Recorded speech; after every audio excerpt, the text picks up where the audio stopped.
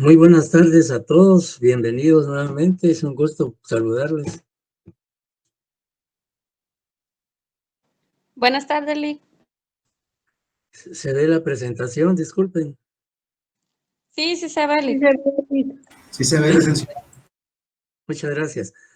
Bien, en lo que se conectan otros compañeros, vamos a dar una información. No, me parece que ya recibieron el laboratorio número 1, también las presentaciones de los temas que hemos expuesto en clase, o sea, los 3.4 sería con la disertación del licenciado Ramírez el día jueves sobre los sistemas procesales. Entonces, y así paulatinamente les vamos a ir remitiendo las presentaciones conforme se vayan agotando los temas. En cuanto al laboratorio, pues para que por favor lo estudien, lo analicen, lo resuelvan. Y el próximo martes en clase, como es presencial, vamos a darles unos minutos para que podamos discutir y saber sus respuestas. La idea es que empiecen ustedes a analizar las leyes, a interpretarlas y sobre todo aplicarlas. Entonces, los casos no están complicados, están relacionados con los temas que hemos ya abordado en las diferentes sesiones de clase. En cuanto a las preguntas y cuando se indica razones o respuesta, pues tienen que argumentar por qué es que ustedes estiman o consideran si es o no legal o ilegal. En el primer caso, por ejemplo, que se les pone si es legal o ilegal la detención de la persona que conducía el vehículo, pues no solo indicar si es legal o ilegal, sino que hay que razonar. Si es ilegal, pues por qué motivos es ilegal. Si es legal, pues también argumentar por qué motivos es legal. O sea, lo importante es razonar, ya fundamentar, justificar la respuesta que uno va a consignar en el laboratorio, que no es suficiente decir sí, no, etcétera, porque lo importante es conocer cuáles son sus argumentos, la interpretación que ustedes le den a la actitud o al proceder de las autoridades y así sucesivamente en todos los casos.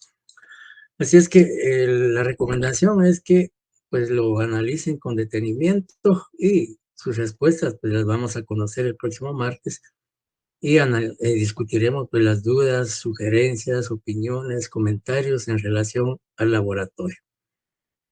Bien, siguiendo entonces ya con el contenido de nuestro programa y entrando ya en materia, pues nos corresponde esta tarde-noche referirnos a un tema importante como es la acción penal, ¿ya? Sabemos que el proceso penal no nace a la vida jurídica, sino lo promueve una persona. El proceso penal no trascendería al ámbito jurídico o no se podría llevar a la práctica si no existiese alguien que promueva una acción para darle vida a ese proceso penal. El proceso penal está regulado en el Código Procesal Penal y ahí seguirá siempre. Y siempre estará inerte o inactivo si no existe una persona que ponga en movimiento o en dinamismo ese proceso penal. Y para que ese proceso penal pueda trascender al ámbito práctico y a la realidad, es menester o es imperativo que exista, por supuesto, una acción penal que le dé origen, que le dé nacimiento a ese proceso penal. La acción penal, de acuerdo como aparece en la presentación, fundamentalmente está regulada en el artículo 251 de la Constitución Política de la República, que es la norma constitucional que le da origen al Ministerio Público como un ente, como un órgano responsable del ejercicio de la investigación y de la persecución penal en delitos de acción pública. Y luego, pues, en el Código Procesal Penal, a partir del artículo 24 al 24.4, está regulada lo que son las distintas acciones penales que recoge el Código Procesal Penal. Pero antes de hablar específicamente de la acción penal, es importante que traigamos a colación nociones o conocimientos elementales de lo que es la acción.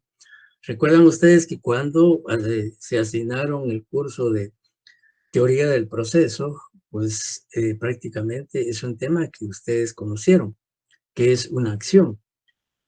Sin embargo, pues vamos a tratar de recordar esos conocimientos tratando de analizar lo que es la acción desde el punto de vista amplio, desde el punto de vista general. Es decir, que analizar la acción puede darse desde diferentes puntos de vista. Desde un punto de vista general, cuando hablamos de punto de vista general, estamos haciendo referencia a digamos, al estudio, en este caso de la acción, en diferentes áreas del derecho. Pero a nosotros nos interesa ver lo que es la acción penal. Pero no podemos incursionar directamente a la acción penal sin recordar lo que es la acción, visto desde el punto de vista general o desde el punto de vista amplio. Y en ese sentido encontramos varias definiciones de lo que es la acción, sobre todo tratadistas de derecho civil y derecho procesal civil, se refieren a este tema. Y pues al hacer referencia al mismo, por ejemplo, en la primera presentación, definición de la presentación, aparece que la acción, desde el punto de vista general, se dice que es el derecho que tiene una persona jurídica individual o colectiva de acudir ante los órganos jurisdiccionales competentes para que se declare la satisfacción de una pretensión. Es decir, desde el punto de vista general, la acción es la potestad, la facultad que tiene toda persona de promover, de plantear, de formular ante una autoridad, ya sea jurisdiccional o ministerio público o a una entidad administrativa, el ejercicio de un derecho que le ha sido conculcado. Es decir, una persona acude ante una autoridad a promover su acción, porque pretende que se le haga justicia, que se aplique la ley, etcétera, etcétera. Y como dice la primera definición, es un derecho que no le corresponde, que no le asiste únicamente a la persona humana, es decir, a la persona jurídica individual, sino que la acción también puede ser ejercida por una persona jurídica colectiva, una sociedad, una asociación, una fundación, una cooperativa, etcétera. Porque no solo la persona jurídica individual o el ser humano puede ser afectado en sus derechos, sino también una sociedad, una fundación, una corporación, etcétera, también puede ser afectada en sus derechos.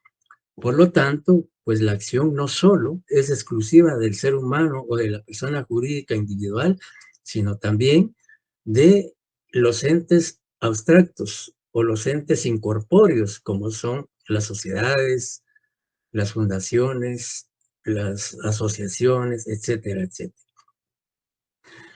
¿Y qué se persigue con el ejercicio de una acción? Pues como lo dice la primera definición, dice, para que se declare la satisfacción de una pretensión. Toda acción lleva un propósito. Todo el ejercicio desde el ámbito jurídico, el ejercicio de una acción lleva implícita una pretensión, es decir, qué es lo que pretende el sujeto que se declare o que declare la autoridad al promover su acción. Como vamos a ver más adelantito, ya haciendo referencia a la acción penal, cómo es que se genera y qué es lo que se pretende con el ejercicio de la acción penal. La otra definición dice que la acción desde el punto de vista general es el poder jurídico que tiene todo sujeto de derecho de acudir ante los órganos jurisdiccionales para hacer valer y defender su derecho vulnerado.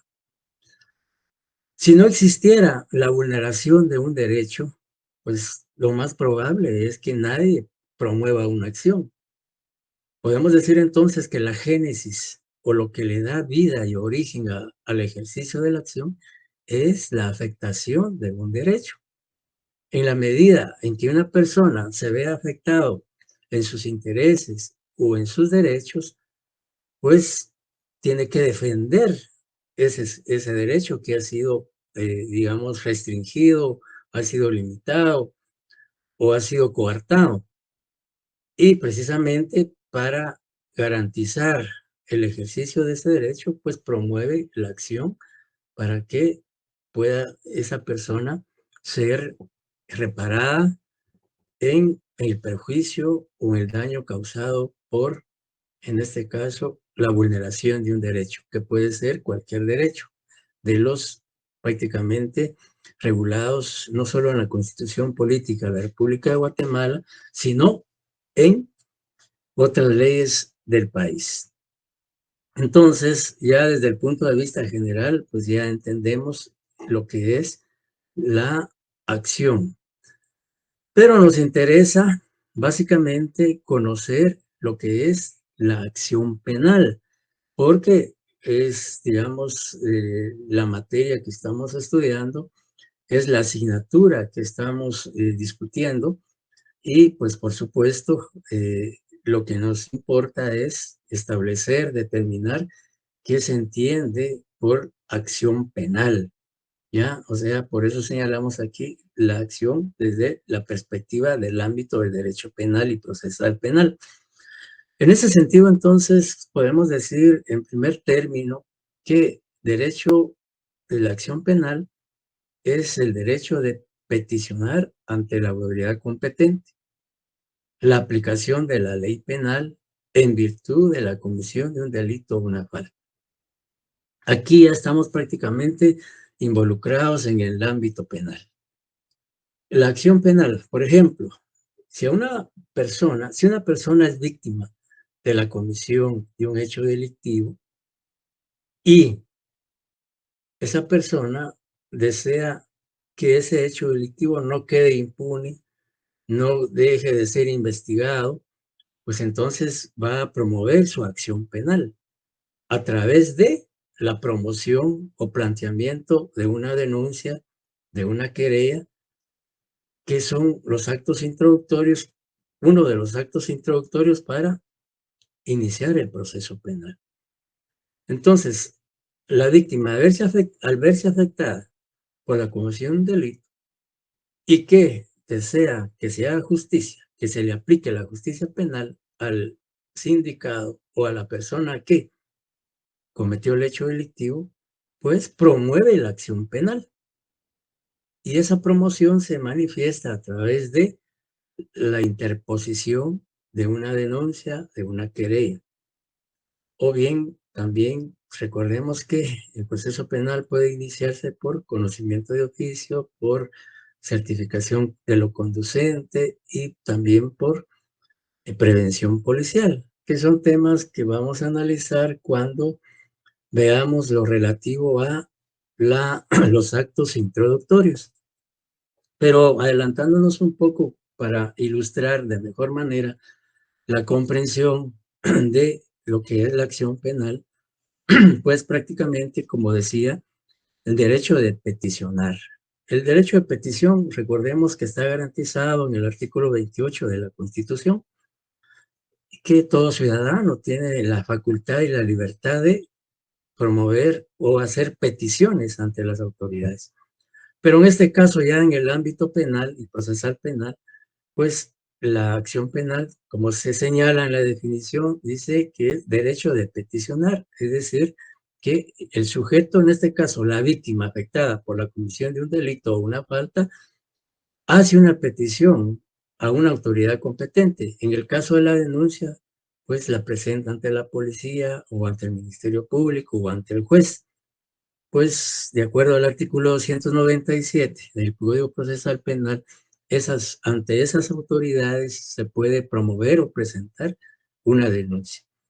¿Y qué se persigue con la promoción de la denuncia por parte de la víctima? Pues sencillamente que el hecho delictivo sea investigado, que la persona que incurrió en la comisión de ese hecho punible sea sometido a una investigación por parte del Ministerio Público y posteriormente, de ser procedente, pues sancionarlo, ¿ya?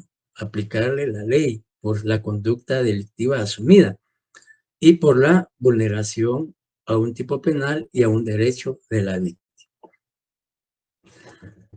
Y la segunda definición dice que es la actividad procesal que realiza todo sujeto de derecho, encaminada a la aplicación de la ley penal a un caso concreto. Bien, siempre la acción penal lleva un propósito, lleva una finalidad, ¿ya? Y aparte del ejercicio de ese poder que la ley le otorga a las personas, pues la víctima, el agraviado u ofendido de la comisión de un hecho delictivo, actúa, promueve la acción penal para que se inicie el proceso penal.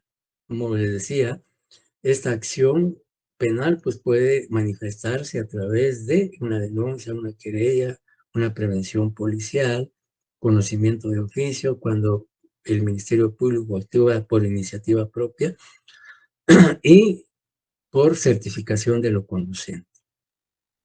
Entonces, la acción penal, como las definiciones lo establecen, el propósito de promoverlas es que se aplique la ley penal a un caso concreto.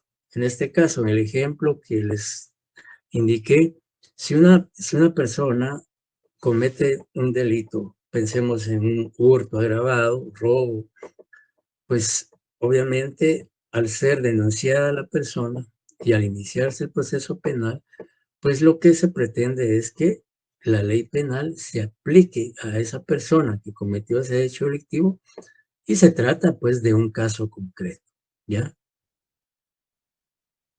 Ya con lo expuesto creo pues o estimo que queda claro lo que es realmente la acción penal.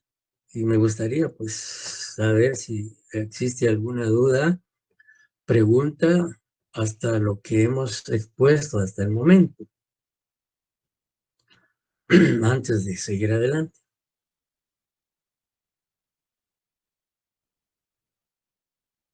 Por el momento no, muchas gracias, licenciado. Gracias, Nini. Gracias. Pues decía entonces que siempre cuando escuchamos nosotros hablar sobre lo que es la acción penal, pues ya tenemos el conocimiento básico sobre lo que es esta institución jurídico-procesal. Entonces, en virtud de haber quedado ya claro el tema, pues entonces continuamos con lo que es la naturaleza jurídica de la acción penal.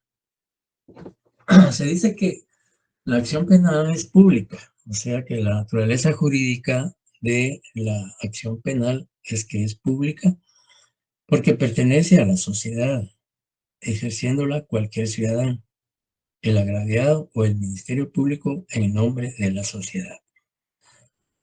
Y es que realmente la naturaleza es necesariamente pública. ¿Por qué?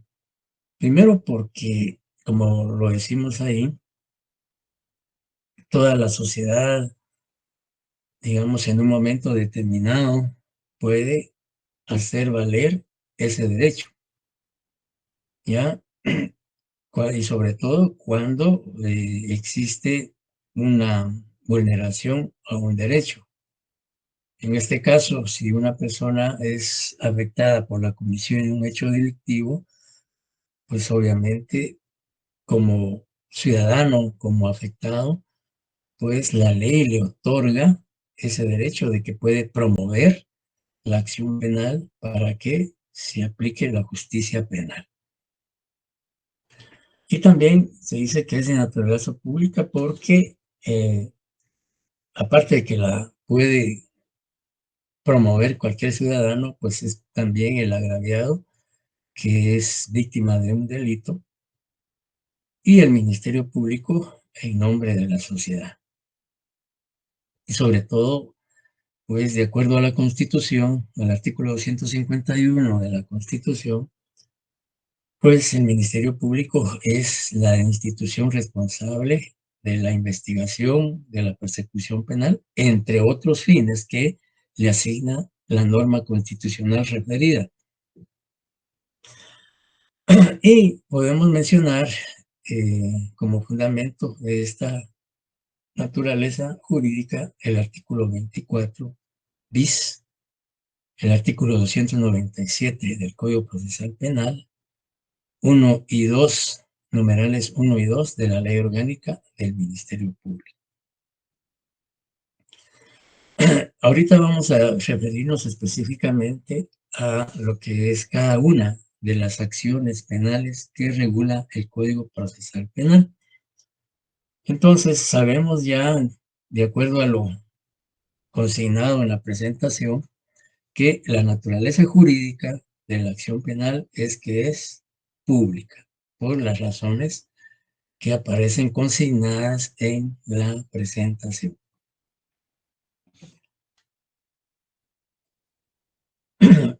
Características. ¿Se mira clara la presentación, compañeros? Sí, licenciado. Muchas gracias. Bien, las características. Recordemos que siempre que hablamos de características, pues estamos haciendo referencia a cualidades específicas de una institución procesal que la distinguen o diferencian de otras. Y la acción penal, como una institución jurídico-procesal dentro del derecho procesal, pues tiene características específicas. Y la primera de ellas hace referencia a la publicidad o a que la acción penal es pública, la cual tiene relación con la naturaleza jurídica, que ya abordamos hace un momentito. Entonces, ¿por qué se estima o por qué se considera que la acción penal es pública? Y ahí argumentamos dos situaciones que fundamentan por qué se considera que la acción penal es o tiene como característica la publicidad o que es pública. Primero dice porque se ejerce ante un órgano del Estado que cumple una función pública.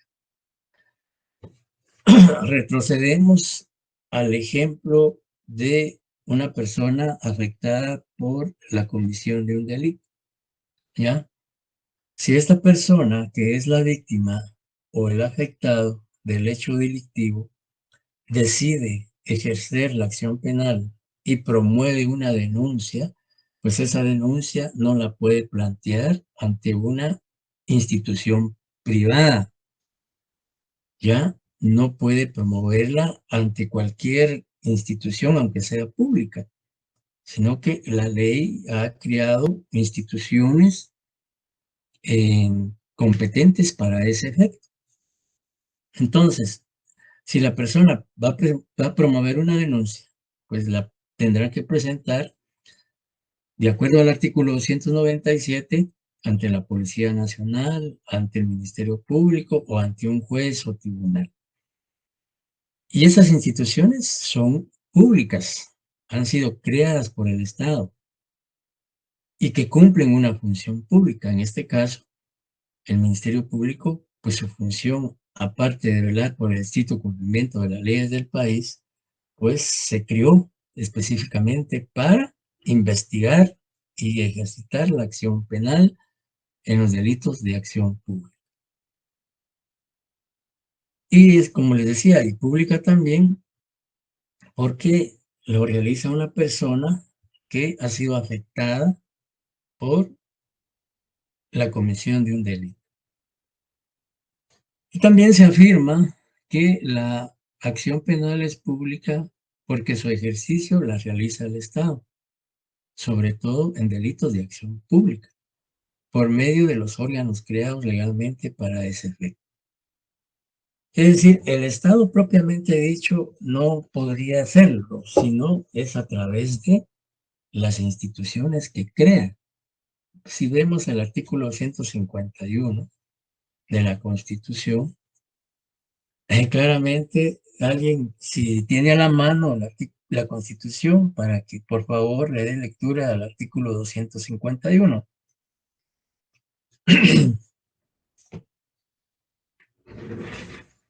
Artículo 251. Ministerio Público. El Ministerio Público es una institución auxiliar de la administración pública y de los tribunales con funciones autónomas, cuyos fines principales son velar por el estricto cumplimiento de las leyes del país. Su organización y funcionamiento se regirá por su ley orgánica. El jefe del Ministerio Público será el fiscal general y le corresponde el ejercicio de la acción penal pública. Deberá ser abogado colegiado y tener las mismas calidades que los magistrados de la Corte Suprema de Justicia.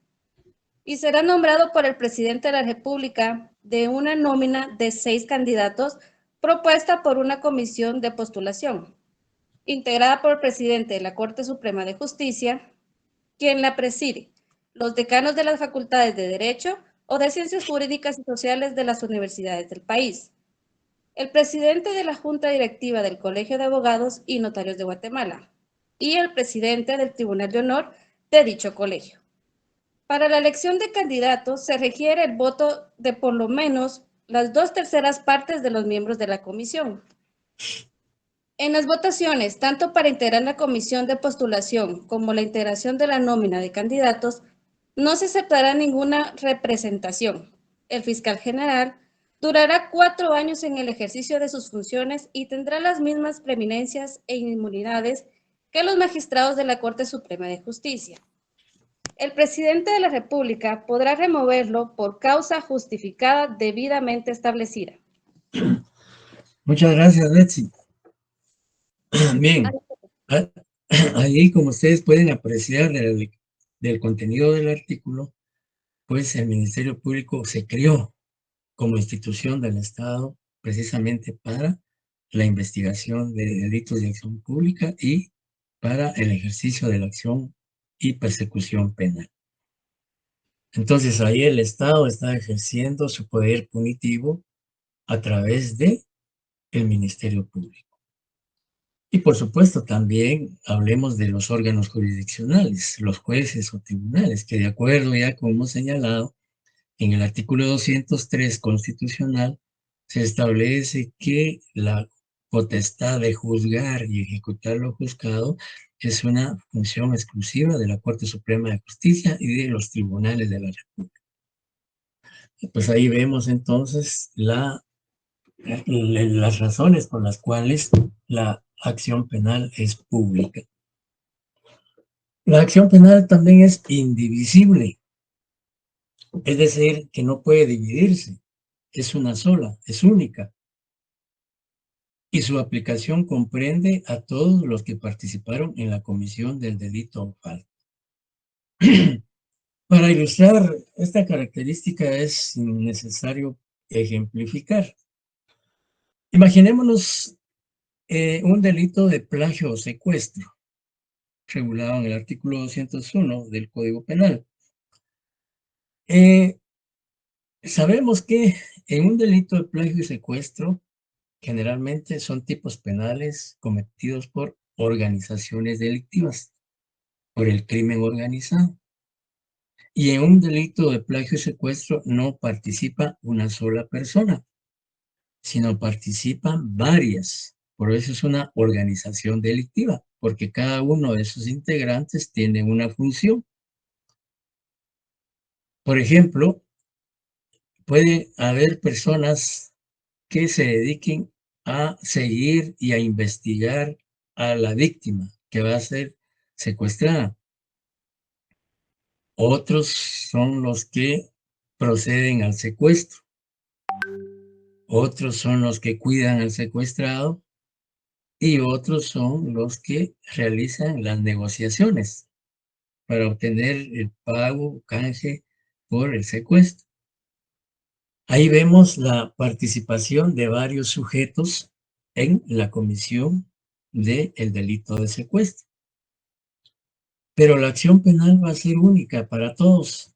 No puede haber una acción penal para el que realizó la investigación y seguimiento de la persona o de la víctima.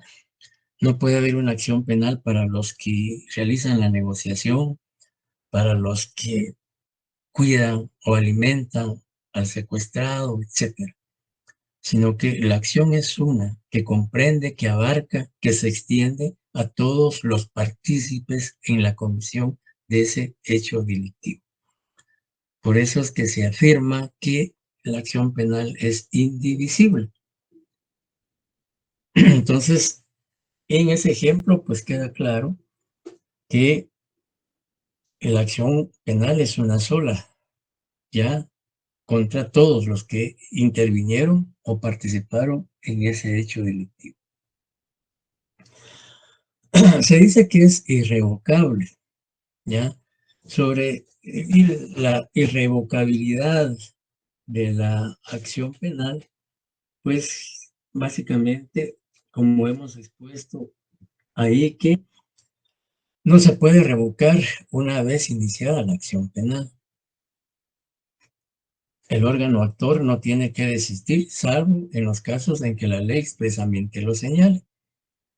Y por eso aquí muchos tratadistas señalan que la característica de irrevocable es relativa o es parcial, porque si bien es cierto, por un lado se afirma que no se puede revocar, no se puede desistir de la acción penal, sin embargo, en casos señalados expresamente por la ley, sí se puede desistir o se puede dejar de continuar con la persecución penal.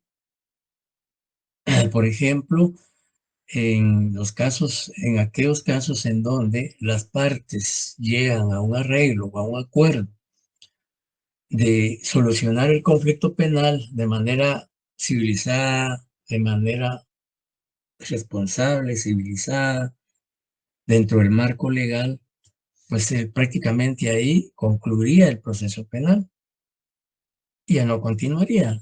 Entonces, pues sí puede desistirse.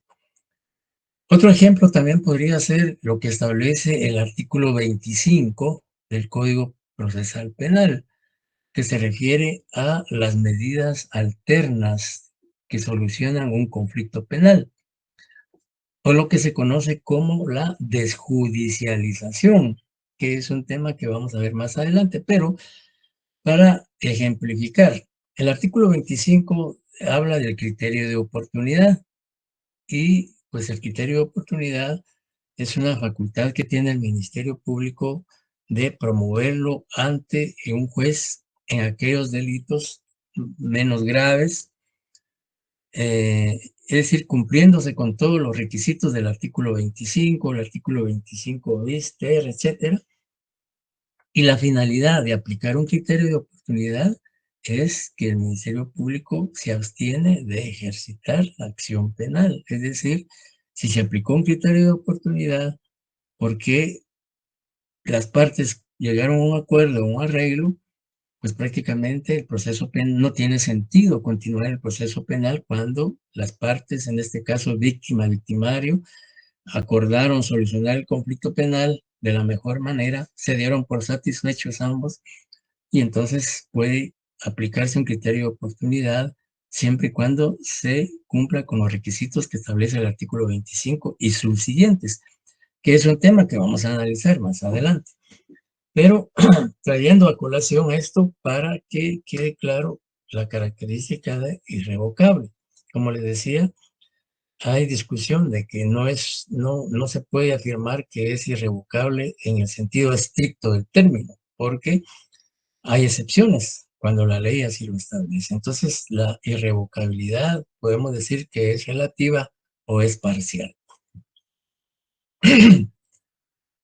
También se dice que la acción penal tiene como característica de que es oficial, ¿ya? Y es oficial porque el órgano oficial encargado de ejercer la acción penal en los delitos de lesión pública es el Ministerio Público. siendo obligatoria esa función constitucional y legalmente, a saber, siendo obligatoria esa función constitucional y legalmente. Es decir, que cuando se habla de oficialidad, porque es, digamos, el Estado, a través del Ministerio Público, el encargado de ejercer la acción penal en delitos de acción pública. Y ya lo establecimos de acuerdo al artículo 251. Y vamos a ver en un momentito el artículo 24 bis. Bien, aquí pregunta Mito Robles, dice, ¿quién supervisa al Ministerio Público si no cumple sus funciones? Bueno, en primer lugar, ¿quién debe fiscalizar al Ministerio Público si cumple o no su función? Primero, la sociedad, la colectividad. La sociedad, la ciudadanía, hoy en día tiene la posibilidad de fiscalizar si una institución o un funcionario está o no cumpliendo con su función de acuerdo a la Constitución y de acuerdo a la ley. 1. 2. Los sujetos procesales que intervienen en el proceso. El abogado defensor, el imputado, la víctima, querellante adhesivo si hay, las partes civiles, que pueden fiscalizar la función de los fiscales o del Ministerio Público si están actuando con objetividad, con legalidad, etcétera, etcétera. Eso es en cuanto al ejercicio de la persecución penal. En cuanto ya a cuestiones administrativas, financieras, etcétera, pues la Contraloría General de Cuentas, que es la que fiscaliza a todas las instituciones, incluyendo al Ministerio Público. Entonces, sí hay fiscalización. También dice, bueno, era lo que nos preguntaba Mito Robles, y no sé si eso satisface su pregunta. Pregunto, Mito. Buenas tardes, licenciado. Buenas tardes, compañeros. Sí. Bueno, creo que recaemos a lo mismo de que en algún momento, no en esa clase, sino en otra la he dicho, pues creo que es lo que está en la ley. Sin embargo, no es así. Bueno, yo creo que para todos es sabido, pues la sociedad, medios de comunicación han objetado el actuar del Ministerio Público, sobre todo, se ha sobrepasado en cierta manera. Yo creo que la anterior administración se sobrepasó con algunos casos y esta, no digamos, esta se llevó el 100 en sobrepasarse con algunos procesos penales y en algunos, pues es muy obvio ¿cómo decirle? La selectividad para poder cumplir el trabajo de las funciones del Ministerio Público. Es decir, por un lado, yo lo veo algo así, las negligencias o esas falencias, mejor dicho, del Ministerio Público, yo las veo actual, digo, el Ministerio Público actual, yo las veo como algo armado, algo planificado. No voy a apelar o me voy a trazar en los tiempos estipulados, porque eso va a beneficiar al acusado. No voy a presentar esos documentos o los voy a presentar a medias o mire el caso del día de hoy, Estuardo Campos. Lo dije en otra clase, no sé si fue en esta clase. El Estuardo Campos hoy tenía una audiencia y a última hora el Ministerio Público, disculpen, no puedo presentarme, tengo otra audiencia en Villanueva. Entonces dice uno, y yo lo dije en la otra clase, pero si eso para una cuestión se planifica. Entonces, ahí se ve realmente que el Ministerio Público de hoy está polarizado. El Ministerio Público de hoy toma partido. El Ministerio Público de ahora hace política en lugar de hacer cumplir la ley. Gracias, licenciado. Muchas gracias. Pues bueno, mire, primero, pues en cuanto a la función de los fiscales, pues su ley orgánica establece, digamos, que incurren en responsabilidad tanto penal, administrativa y civil si no cumple con sus funciones. Digamos, si usted ve la ley orgánica del Ministerio Público a partir del artículo 60, habla sobre un régimen de servicio o de disciplinario por faltas. Hay faltas leves, graves, gravísimas, etcétera. Por un lado, ahí. Por otro lado, también, en el ejemplo que usted plantea, si el Ministerio Público no está cumpliendo su función, en este caso, el fiscal, que se excusa de no acudir a una audiencia, argumentando tener otra, etcétera, y como usted dice, yo comparto eso, uno, digamos, agenda su trabajo, uno calendariza su trabajo. Y si yo sé que tengo señalada una audiencia con antelación, pues obviamente, y si tengo otra, la misma fecha, la misma hora, en diferente lugar, pues hay una forma de solucionar ese problema, nombrar a otro que cubra y yo voy a cumplir con la que me corresponde. Y si es intencional o deliberado, pues también puede incurrir en el delito de incumplimiento de deberes, regulado en el artículo 419 del Código Penal. Entonces, sí existen medios, sí existen herramientas para poder accionar. De que no se hagan, pues ya es otro tema. Pero sí, un funcionario público no puede abusar del ejercicio de su función. Y como le digo, el Código Penal contempla tipos penales que pueden ser imputados a funcionarios y empleados públicos en el ejercicio de su función por no estar cumpliendo de conformidad con la ley. Bien, en cuanto a, también se dice que la acción penal es única, que tiene relación también con la característica de indivisible. Dice porque no puede existir pluralidad o concurso de acciones.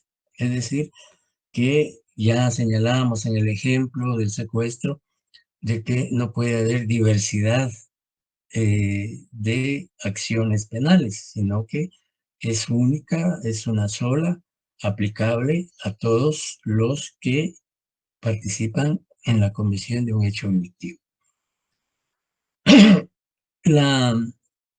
También es intrascendente la acción penal, porque no va más allá de la persona del imputado. Es decir, lo que tiene relación con la característica del proceso penal, que dice que el proceso penal es personalísimo, ¿ya? Y la característica de intrascendente, pues se vincula con esa característica, porque dice que la acción penal no puede rebasar, no puede prácticamente ir más allá que la persona del imputado. Es decir, que no puede imputársele la comisión de un hecho delictivo a una persona que no ha participado en él, ni como cómplice, ni como autor, ni como encubridor. Entonces, no puede trascender la acción penal más que a la persona del sindicado, del procesado o imputado. En cuanto a la característica intransferible, porque su ejercicio está conferida a determinadas personas u órganos en forma exclusiva, ¿ya? Es decir, que la acción penal, de acuerdo al artículo 151 de la Constitución, es una función asignada al Ministerio Público y también a los particulares cuando son víctimas de la acción penal, de un hecho delictivo. Y también la acción privada, que corresponde únicamente al agraviado o su representante legal, como vamos a analizarlo en un momentito. Esas básicamente son las características de la acción penal. ¿Dudas o preguntas, compañeros, antes de seguir?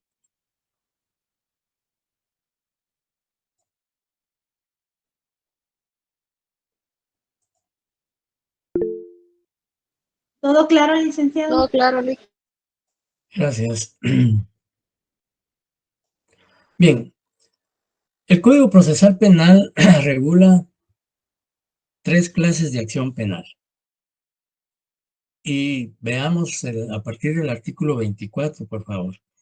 Y la clasificación que establece el Código Procesal Penal a partir del artículo 24, más que todo, atiende o depende del titular que ejerce la acción penal, ¿ya? Atendiendo a esa circunstancia es que se hace la clasificación contenida a partir del artículo 24 bis. Por favor, démosle lectura a alguien que nos apoye con la lectura del artículo 24 y 24 bis para iniciar. Muchas gracias, Sergio.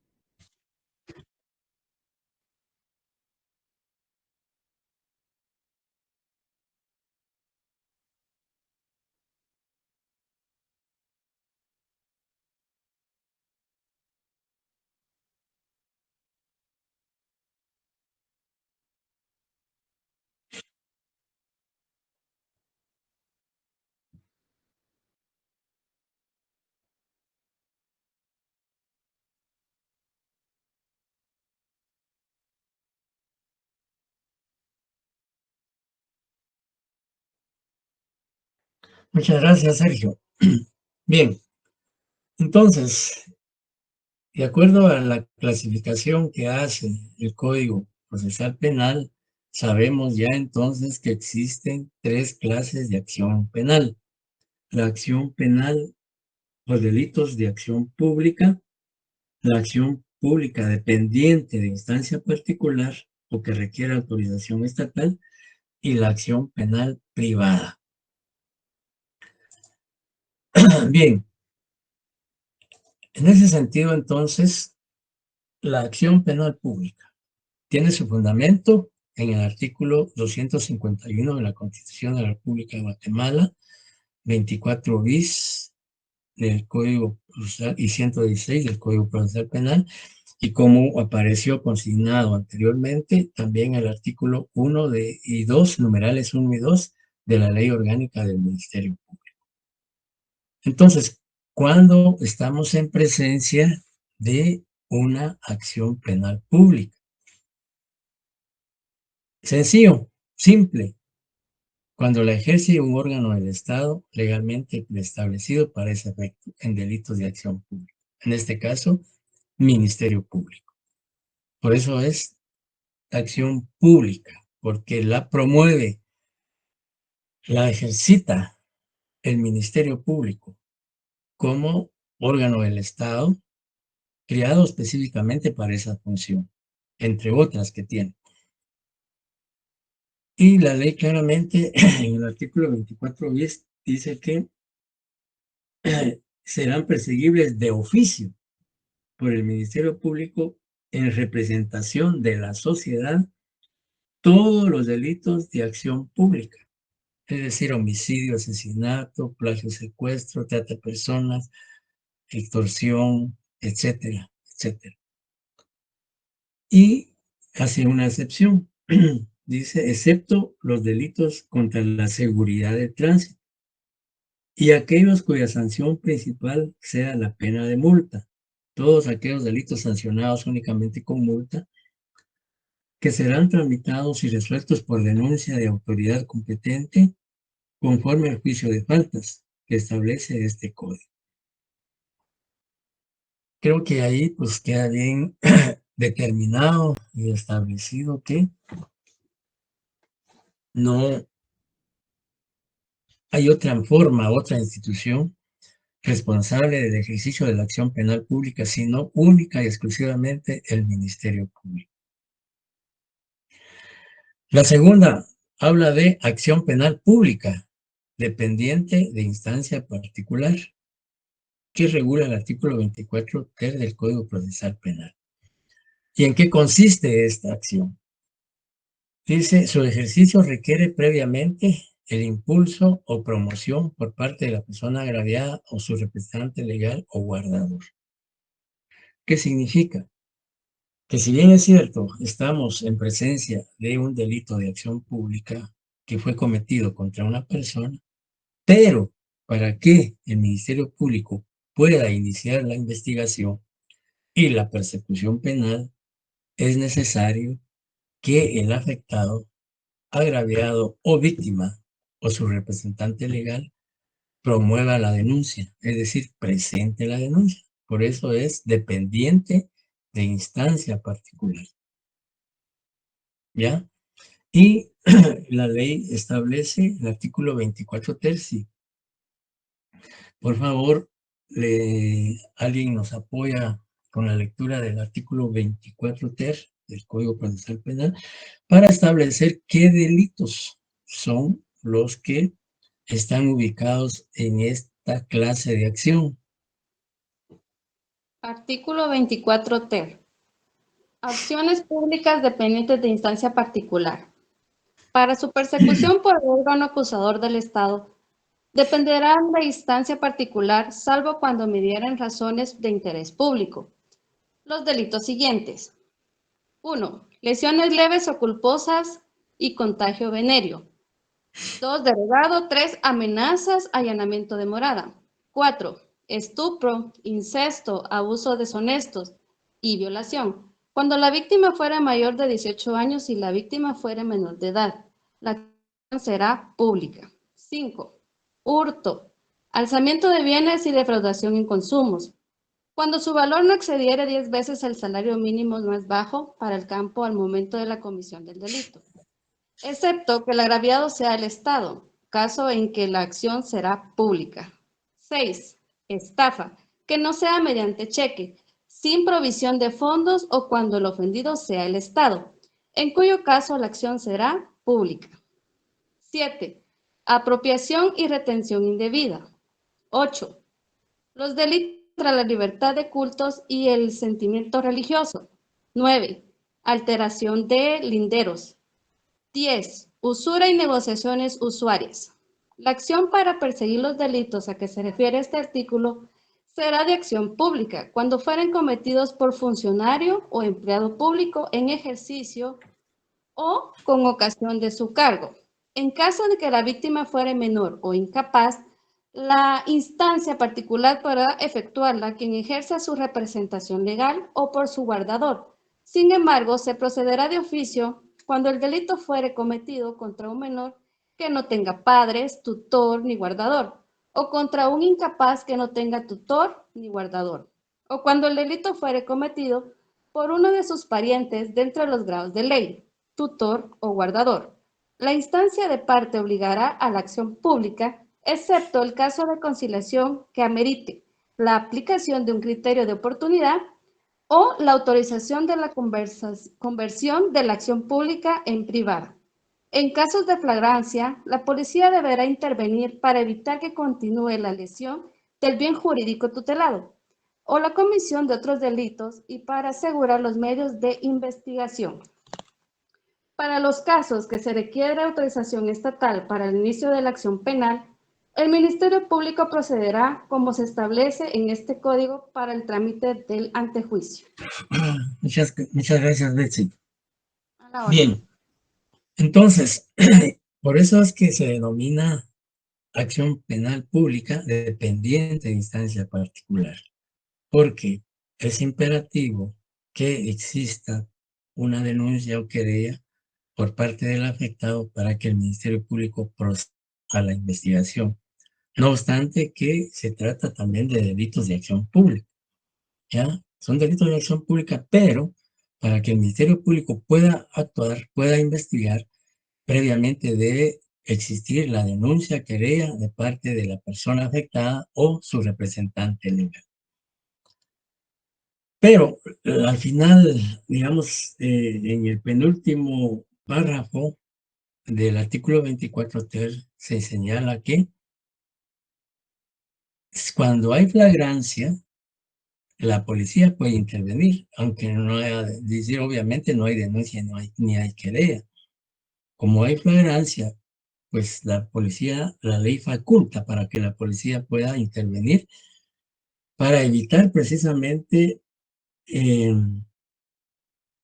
que haya lesiones a una agravación en la lesión del bien jurídico tutelado o la comisión de otros delitos, ¿ya? Pero cuando no hay flagrancia, entonces si una persona es víctima del delito de lesiones leves o lesiones culposas o cualquiera de los establecidos en el artículo 24 ter, para necesariamente tiene que presentar su denuncia si desea que el Ministerio Público inicie la investigación y persecución penal de ese hecho. Y también el artículo señala que en los casos de estupro, incesto o abusos deshonestos, cuando la víctima fuere mayor de 18 años, pero es instancia particular. Pero si la víctima fuere menor de edad, la acción será pública. Y ahí prácticamente se está protegiendo, ahí sí que el interés superior del niño, que es pues la minoría de edad. Si hay un delito de abuso deshonesto o una violación contra una menor de edad, pues no es necesaria la denuncia ni la querella, sino que de oficio debe el Ministerio Público iniciar la investigación. Y así, y también este artículo hace excepción cuando los delitos consignados en este apartado son cometidos por funcionarios públicos o empleados públicos en el ejercicio de su cargo, pues prácticamente adquieren podríamos decir, delitos de acción pública que no necesitan la instancia particular, porque son delitos cometidos por funcionarios y empleados públicos en el ejercicio de su función.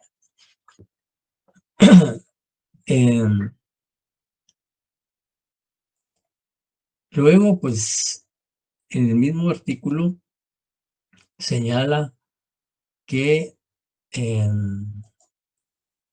aquí hemos señalado, dice, ¿en qué casos en los que no se requiere la instancia particular? Lo que yo mencionaba hace un momento. Dice, cuando la víctima sea menor de edad, cuando el Estado sea agraviado u ofendido en los delitos indicados en los numerales 4 y 5, 6 del Código Procesal Penal. Cuando un funcionario o empleado público en el ejercicio de su cargo cometa cualquiera de los delitos enumerados en los artículos 24 ter del Código Procesal Penal. Cuando el delito se cometa contra menor de edad que no tenga padres, tutor o guardador, o contra un incapaz que no tenga tutor ni guardador. Cuando el delito lo comete por uno, o el delito lo comete o es cometido por uno de sus parientes dentro de los grados de ley, tutor o guardador.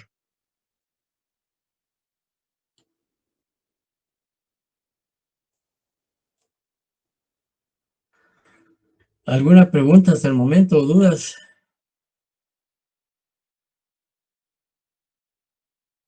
No, licenciado. No, Lic, todo claro.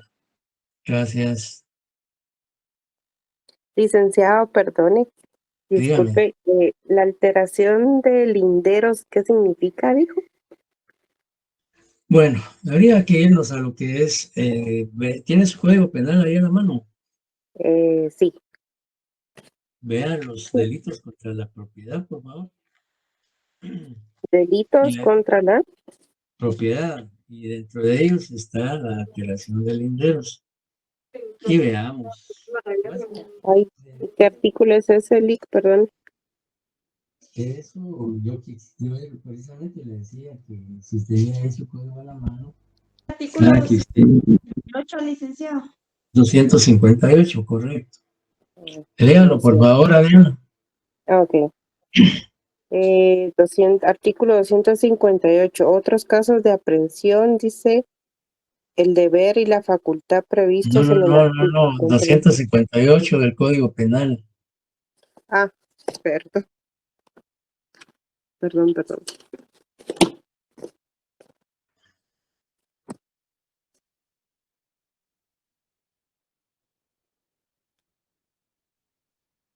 250. Aquí está.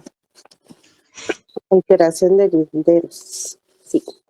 Quien con fines de apoderamiento o aprovechamiento ilícito de todo o parte de un inmueble altere los términos y linderos de los pueblos o heredades o cualquier clase de señales destinadas a fijar los límites de predios contiguos, Será sancionado con prisión de 1 a 2 años si el hecho se efectuare con violencia y con prisión de 6 meses a 1 año si no mediare violencia.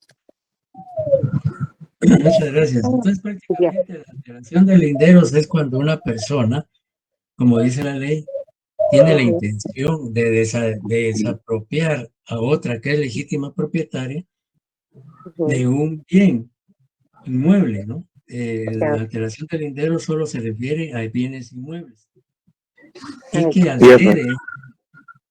altere linderos con el fin de, imaginémonos que haya un cerco y esta persona eh, destruye el cerco o lo para incursionar en la propiedad de la otra persona o para aprovecharse de algunos metros, etcétera, pues ahí ya está alterando pues, no solo los linderos, sino pretendiendo despojar de su propiedad o de un bien inmueble a otra persona.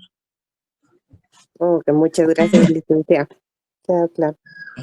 Para servirle.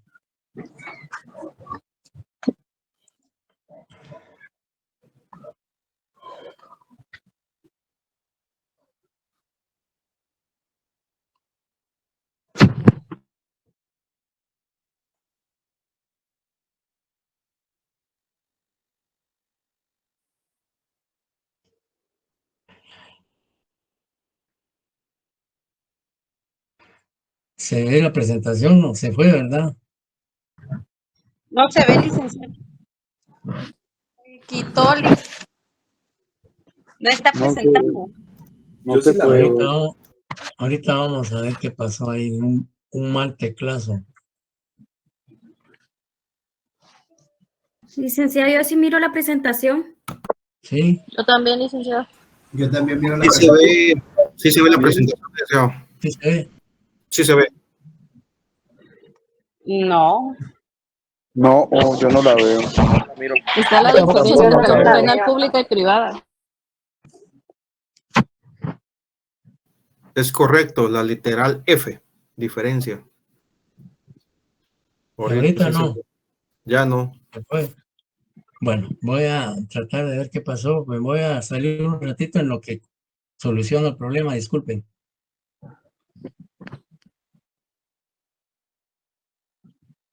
Gracias.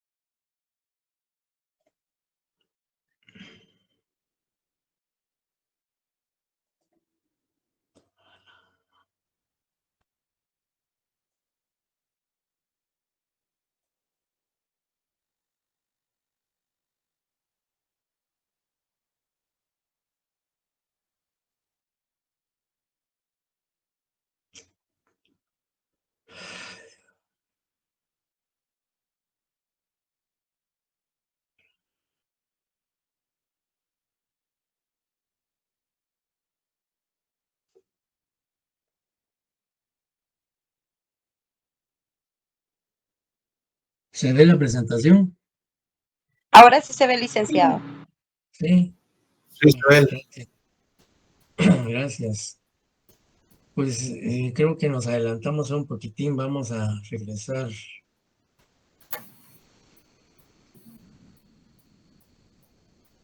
¿Ahorita se ve? Sí se ve.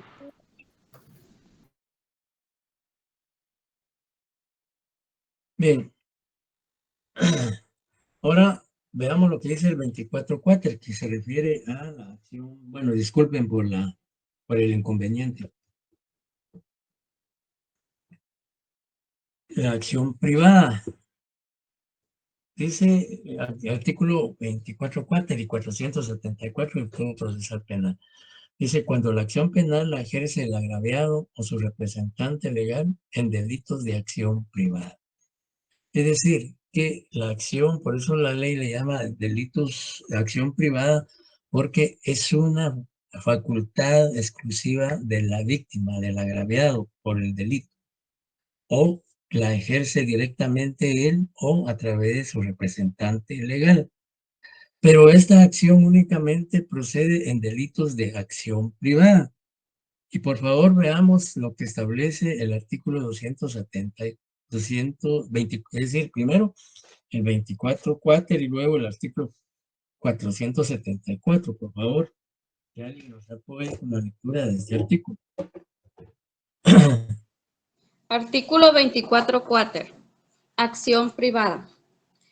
Sean perseguibles solo por acción privada los delitos siguientes: los relativos al honor, daños, los relativos al derecho de autor, propiedad industrial y delitos informáticos, violación y revelación de secretos, estafa mediante cheque. En todos los casos anteriores se procederá únicamente por acusación de la víctima, conforme al procedimiento especial regulado en este código. Si carece de medios económicos, se procederá conforme al artículo 539 de este código. En caso de que la víctima fuere menor o incapaz, se procederá como lo señala el párrafo tercero del artículo anterior. Muchas gracias. Bien, solo una observación ahí en cuanto al numeral tercero del artículo 424.4, que ahora los delitos relativos al derecho de autor son de acción pública, ya no son de acción privada, ya pues, hubo una reforma en ese sentido, entonces solo hagamos la anotación ahí que actualmente los delitos cometidos contra derecho de autor son de acción pública, no de acción privada. Entonces, gracias a usted, Betsy. También aquí se hace una clasificación de qué tipos penales están inmersos en los delitos de acción privada, ¿ya? Los delitos por eso de acción privada que solo procede en delitos que están establecidos en ese artículo y que tienen un procedimiento especial, que es el que está regulado en el artículo 474 del Código Procesal Penal. Si alguien nos pudiera apoyar con la lectura, quizá otra persona, para que Betsy no se nos canse. Y pues, por favor. Juicio por delito de acción privada. Artículo 474. Querella. Quien pretenda perseguir por un delito de acción privada, siempre que no produzca impacto social, formulará acusación por sí o por mandatario especial, directamente ante el tribunal de sentencia competente para el juicio, indicando el nombre y domicilio o residencia del querellado y cumpliendo con las formalidades requeridas. Si el querellante ejerciere la acción civil, cumplirá con los requisitos establecidos para el efecto en este código. Se agregará para cada querellado una copia del escrito y del poder. Muchas gracias. Bien. Digamos, los delitos de acción privada, cuando veamos los procedimientos específicos, vamos a ahondar más sobre el tema. Pero digamos, la acción privada solo puede ejercerse por la víctima, agraviada o su representante legal, uno. Dos, que tiene un procedimiento especial que regula el artículo 474 y sus siguientes. Y especialmente dice contra los delitos contra el honor, los cuales están consignados en el Código Penal a partir del artículo 159 al 172 de ese cuerpo normativo. Bien, siguiendo entonces con el contenido del tema, se nos fue otra vez, ¿verdad? No, Está la presentación. pues mira Sí la está. presentación. Ahora ya no se ve.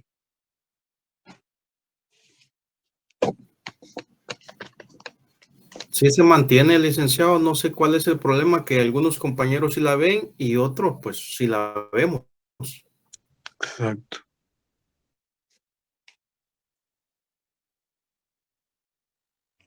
Y ahorita no se mira. Bien, bien se mira, licenciado. Ahora sí se ve. Gracias. Ahí está, ahí sí se mira.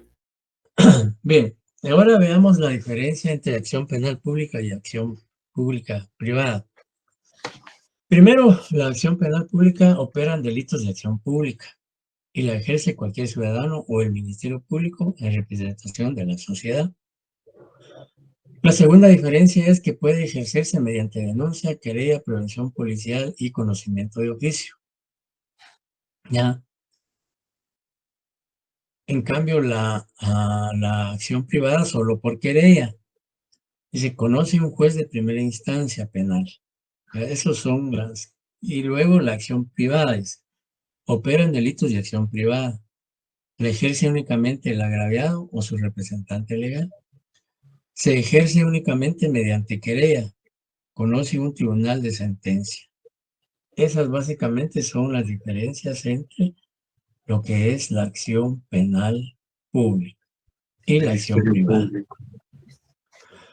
Objeto dice, ¿de cuál es el objeto de la acción penal? Determinar la verdad real, histórica y material de cómo se produjo un hecho delictivo. Ya al promoverse la acción penal a través de denuncia o querella, pues la idea es que se investigue ese hecho delictivo, ya, y poder a través de la investigación que realiza el Ministerio Público determinar la verdad real, ya, histórica y material de cómo se produjo el hecho delictivo. Recuerdan ustedes que el artículo 5 del Código Penal, cuando habla de los fines del proceso, dice que uno de los fines es determinar la existencia del hecho delictivo, es decir, la comisión del delito y las demás circunstancias.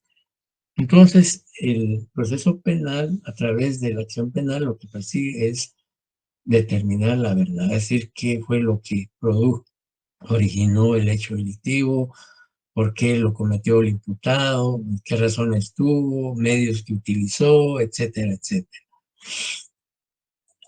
Y finalmente, sobre la extinción de la persecución penal.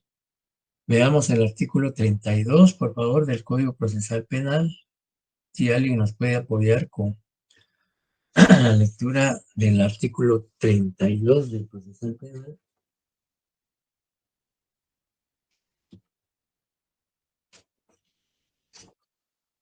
Gracias.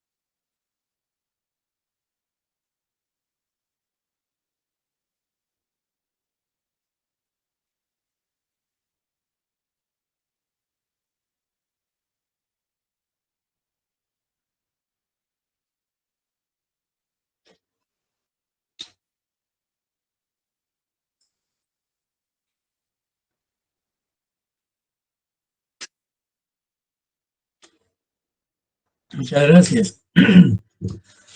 Bien, ahí prácticamente el Código Procesal Penal está haciendo una clasificación de los supuestos por los cuales se extingue la persecución penal. Muerte del imputado, pues obviamente al fallecer el imputado y sabiendo de que la acción penal, el proceso penal es personalísimo, pues no puede iniciarse contra otra persona, ¿ya? Sí, Mito. Licenciado, creo que la coyuntura nacional es, la verdad, es lamentable porque se pierde el Estado de Derecho con esos jalones de pelo, tanto del presidente como de la fiscal general, y por ende, pues la institucionalidad, ¿verdad?, del país. Ahorita que vemos esto, se me viene a la mente a cualquiera de los dos, digamos, si las cosas se ponen más tensas y siguen así, y bueno, mejor me voy. A cualquiera de los dos, ambos tengo entendido que tienen denuncia.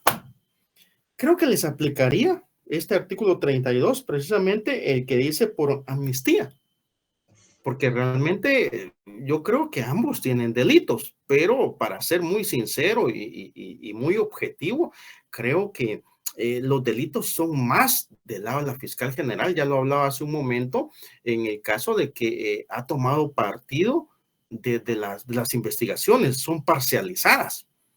Y sobre todo ya hablábamos también sobre las supuestas falencias de los fiscales que son falencias organizadas, decía yo, porque se dejan libres a los imputados, ¿verdad? Háblese Valdizón, háblese Benito, etcétera, etcétera, y la carabina de Ambrosio. Entonces, este aplica como tal para cualquiera de los dos. Bueno, primero hagamos referencia a lo que es la amnistía. La amnistía, digamos, es una, digamos, lo que pretende la amnistía es prácticamente, por decirlo así, extinguir la responsabilidad penal de funcionarios o empleados públicos o de personas que hayan cometido hechos delictivos. Y para que la amnistía pueda aplicarse a cualquiera que se desee, tiene que haber la emisión de una ley por parte del Congreso.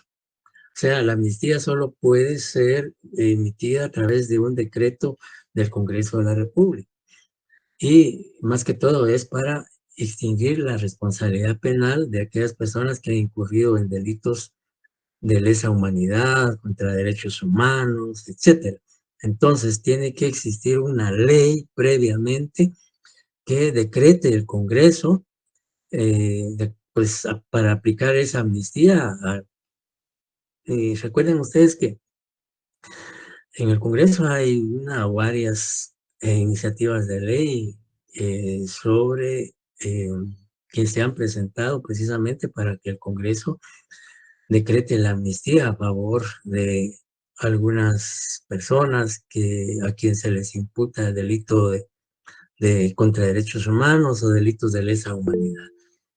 Entonces, si se decretara por el Congreso, pues definitivamente habría que ver a quiénes se les aplica y por qué delitos. O sea, no puede aplicarse así porque es una situación muy especial, ¿ya? Y si hay, digamos, por eso la ley dice que hay extinción de la persecución penal por amnistía. Si el Congreso emite una ley en donde exime de responsabilidad penal a las personas que han cometido hechos delictivos. Pero digamos, ¿se aplica para casos de corrupción o malos manejos administrativos? Eso más que todo depende del decreto que emita el Congreso. Más que todo, lo que el Congreso, y más que todo la amnistía, muchas veces las iniciativas de ley van encaminadas a eximir de responsabilidad penal, por ejemplo, a algunos, digamos, que participaron en el conflicto armado, ya Claro. los dos bandos, ¿verdad? Por Pues a quienes fíjese se les que acusa, yo creo que a quienes se estaba, les acusa de genocidio o de asesinatos, violaciones, etcétera. Entonces ellos pretenden la amnistía para que se les exima de responsabilidad penal, pero eso lo tiene que decretar el Congreso a través de una ley y establecer en qué delito se aplica y a quiénes se les puede aplicar. por supuesto, es que yo tenía Fíjese que quizás lo pensé mal porque allá en el octubre 2023, cuando realmente eran aquellas manifestaciones, bloqueo de carreteras, etcétera, etcétera, entonces que se paralizó el país. En algún momento, todos recordarán, creo que vino el señor Almagro de la OEA, vino a negociar, vino a ser parte de la cuestión. En algún momento yo pensé que se iban a hacer algo similar a esto, claro, por intermediación, porque todos sabemos de que nadie quiere a la señora, nadie la quiere, pues 42 países ya dijeron que no, pero yo dije, bueno, Almagro va a negociar algo y no la quieren, pues de repente va a pedir una amnistía al Congreso y la van a sacar porque esto va a ser un estira y encoge. Se queda ahí en 2 años, esto se va a revertir y viene el contraataque. Realmente esto creo que no va a parar aquí a menos que se le dé una amnistía o un salvoconducto y alguna de las dos partes salga y bueno, y solo así creo que se puede arreglar este problema que tenemos entre estas dos figuras nacionales. Gracias. Nada. Pues bien, entonces ya de acuerdo al artículo 32 hemos establecido las causales o los supuestos por las cuales se da la extinción de la persecución penal. Patricia Hernández, ¿alguna pregunta? Sí, licenciado, disculpe, regresando al tema de la amnistía, yo tengo 2 dudas. Una es, cuando usted hablaba de que pueden ser delitos de lesa humanidad o de derechos, o que se aplica a derechos humanos, entonces en este caso, usted explicaba que solamente el Congreso de la República, pero al ser delitos en tema de derechos humanos, ¿eso lo podría dictaminar una corte internacional o solamente puede ser interno? Bueno, los tratados y convenios internacionales, por ejemplo, el Pacto de San José o la Comisión Americana de Derechos Humanos o el Pacto de Derechos Civiles y Políticos, ratificados y aceptados por el Estado de Guatemala, contemplan, pues, de que, digamos, obligan a los estados a investigar, digamos, crímenes de lesa humanidad, delitos contra derechos humanos. Y generalmente los convenios y tratados internacionales se oponen a que se otorguen amnistía a funcionarios o empleados que han incurrido en delitos, por ejemplo, genocidio, exterminio de personas y otros delitos. Entonces, más que todo existe oposición en lugar, digamos, los tratados y convenios internacionales lo que regulan y garantizan es que esos delitos sean juzgados y no se les puede aplicar amnistía a los que han incurrido en esos tipos penales. Gracias, licenciado. A servirle. Bien, entonces con esto concluimos nuestra clase de esta noche. Solo reiterarles, por favor, que ya tienen el laboratorio número 1 en su poder, analícenlo, estudienlo, resuélvanlo, y el día martes de la próxima semana que tenemos clases presenciales, pues vamos a tener un tiempecito para poder solventar dudas, inquietudes o sugerencias, comentarios en relación al laboratorio. Y también ya se les remitió las clases que hemos expuesto en las diferentes sesiones. No sé si ya lo tiene la mayoría, pero hoy se les envió. Así es, licenciado, gracias. Gracias, Lick, ya lo vimos ahí en la plataforma. Muy bien, entonces les deseo una feliz noche, un buen descanso.